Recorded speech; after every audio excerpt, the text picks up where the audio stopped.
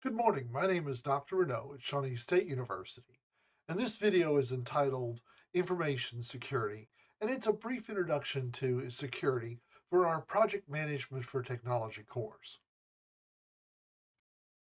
In this video, I'm going to very quickly cover four high-level information security concepts, and then we're going to talk a little bit about security policies and specific policies your organization may have. I just want to start by saying this is a very high level introduction to information security. You can get master's degrees in information security, and there's a lot of new doctoral research in this material. So this is a very high level understanding. But the first category of security that we all have to worry about when we're trying to secure our data, our information, or really anything is the physical security, the access to our buildings, the devices, who can touch the computer, who can take it apart, who can open it up, including removable media, backups, paper records, laptops, phones, data centers, labs, factories, warehouses, parking lots, vehicles. You just imagine all of the physical assets of your organization. And if the wrong person can get in, they for sure can be a malignant thug and steal stuff. Physical security is often accomplished by locks, key cards, biometric devices, fingerprint or retinal scanners, and guards and security personnel. It doesn't have to be a physical device that does physical security, it could be a human person or human entities. Remember that physical security is only as good as your audit and tracking. If you don't know who has keys, your security is basically garbage. If you don't audit and track who has the biometric cards, who has the key cards and the access cards, then why are you bothering? So the question then also is, what employees have access to what parts of the facility? Because some employees may need to go into a server room or into a laboratory room or storerooms where data could be stored, but other employees don't need to be there. So we also need to control what and when they can access those rooms.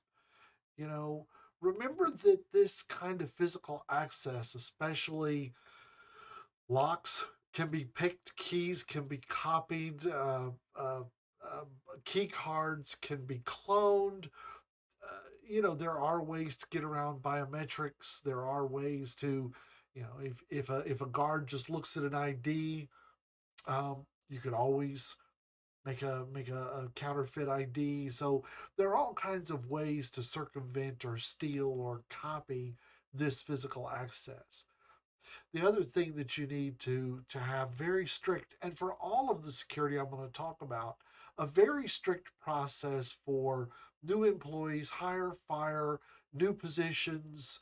If somebody gets promotion, demotion, new hire, somebody leaves, somebody gets fired, accessing and getting this stuff back is extremely important if we're going to maintain our physical security. The next type of security is known as operational security. And operational security is the kind of security that happens during your operation or in your operation as you're doing business. Things like background checks, security clearances, defining what roles people need certain kinds of checks and clearances to assume or to do. Remember that your operational security not only needs to extend to your employees, but also to your contractors, to your visitors, to lots of people, especially if you've got very sensitive stuff laying around. Some of these checks may include criminal checks, sex offender checks, driving history checks, going and really checking the resume and checking their job history and looking for any holes in the job history. And if there are, validating that. Um, Transcript and university checks. And one you don't think about employers actually doing, but they are, and they will, and they do, are personal finance or credit checks. You've probably given your employer permission to do a credit check on you. And why would they do a credit check? Well, if you're, let's see, if you've got really crappy credit, then maybe you'll be more susceptible to someone offering you money for access, both physical or digital access into the systems. Um, you might go, I'm not like that. Well, you might not be, but there are some bad apples in the bunch. So operational security is also another one of the aspects of security that we have to keep a very, very open mind and pay attention to. Another type of security would be the digital security. You know, who has access to the digital assets? How are logons and passwords managed? How often are they required to be changed? How strong are they? Do people have the passwords written on post it notes stuck to their computer or to the wall? I might be a little guilty of that.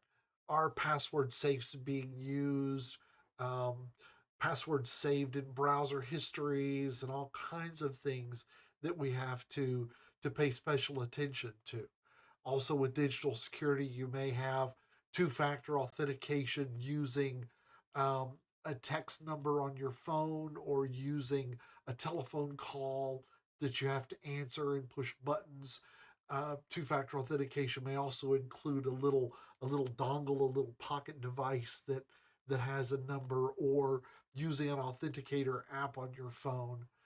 Assets that we need to digitally secure are computers, tablets, phones, anything connected to our networks, anything connected to devices connected to our networks, our communication equipment, our telephones, our networks, our wires, our routers, our Wi Fi. Remember also that digital security includes remote access and VPN access, because what happens when an employee who's working from home on their personal device, uh-oh, VPNs into the office to do things? Well, do you have control over that personal device? Does that personal device potentially have malware or a virus or something not so good on it? We've got a lot of digital security and a lot of attack vectors. We also need to worry about securing specific softwares within an organization. For instance, our financial software. Not everybody gets to see the details. Our research software, where our researchers are doing R&D, that's that's serious trade secret stuff.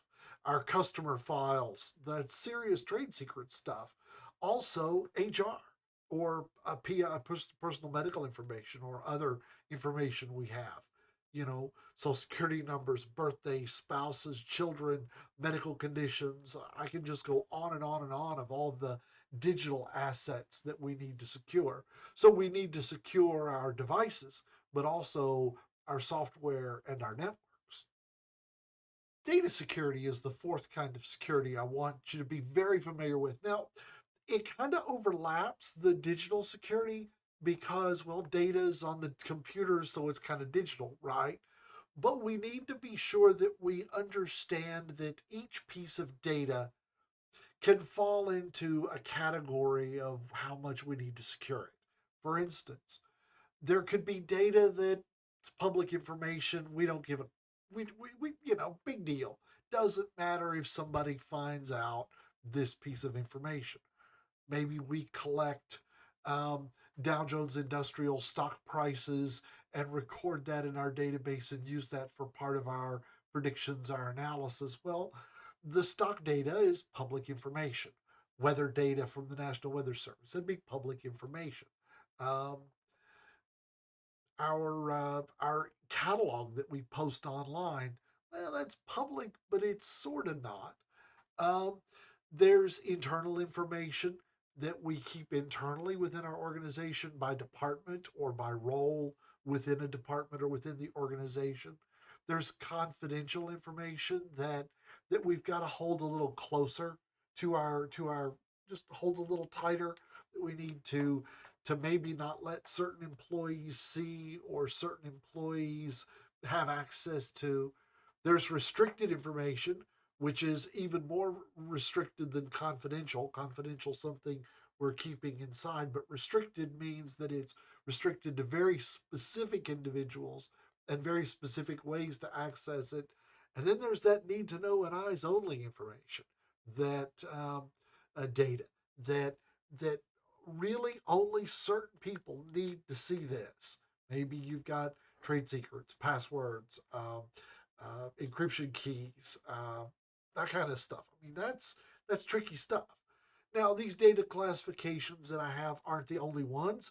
Your organization, especially maybe your military or governmental organization or DOE or something like that, have your own set of data classifications, but they'll loosely follow this kind of idea that there are several levels from public to top secret, um, and different things fall in different categories. Remember that data security, we have to pay special attention to sensitive data that has a value to the organization, but also has a value to somebody outside the organization. Because if the data has a significant value to someone outside of our organization, then there's probably somebody that's wanting to get their hands on it. Competitor, um, a thief, identity theft, ring, who knows? But PII, personally identifiable information, personal health information, trade secrets, designs, client details, employee records, financial documents, other intellectual property. I mean, it just goes on and on of these things that an organization has. Source code, if you're selling a closed source proprietary software, that kind of stuff. I mean, that's some sensitive data that has a huge value. Now, to manage all of these types of data, all of these types of things that we need to secure, an organization will create security policies, guidelines, recommendations, policies, procedures, and all of those things that really deal with the who, what, and how of of data security and of information security and of security in general. Who? Who does it affect? Employees, contractors, public, visitors, um, and maybe even breaking that who into areas of responsibilities and need. For instance, an IT networking guy is going to need access to certain networking closets and certain networking hardware, where an IT programmer guy um, might not, or programmer person, or Scrum team might need access to some data, and a different Scrum team might need access to a completely different data source.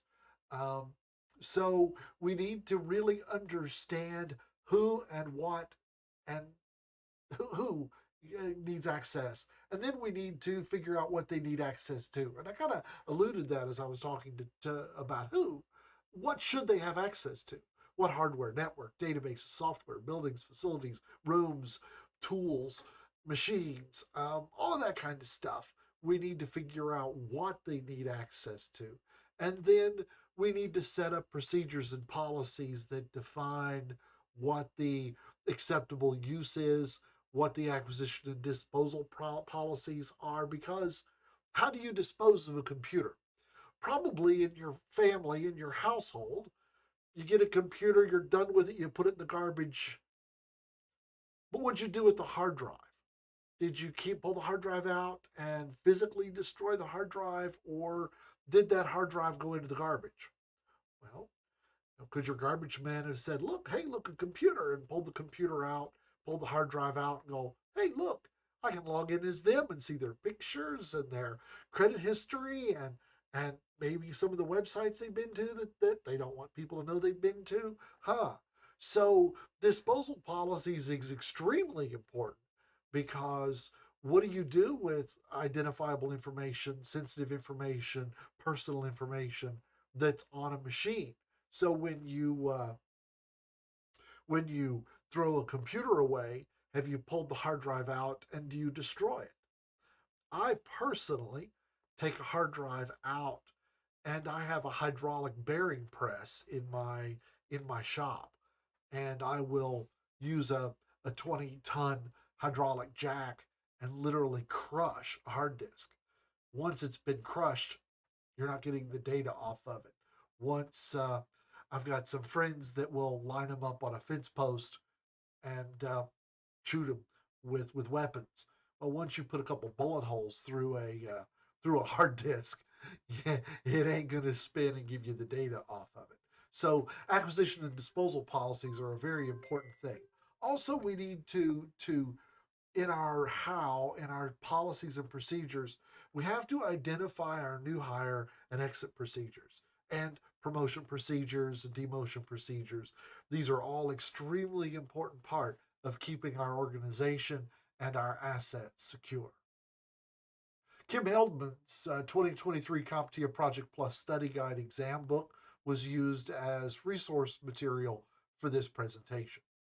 I'd like to say thank you for watching. Again, this presentation is copyright 2023 by James Reneau Ph.D. This work is licensed under a Creative Commons Attribution, Non-Commercial Share-alike 4.0 International License. You can contact me at jreneau@shawnee.edu if you have any questions, concerns, problems, or you see any significant errors. And I always say thank you very much for suffering through another one of these, and I'll see you in another video presentation.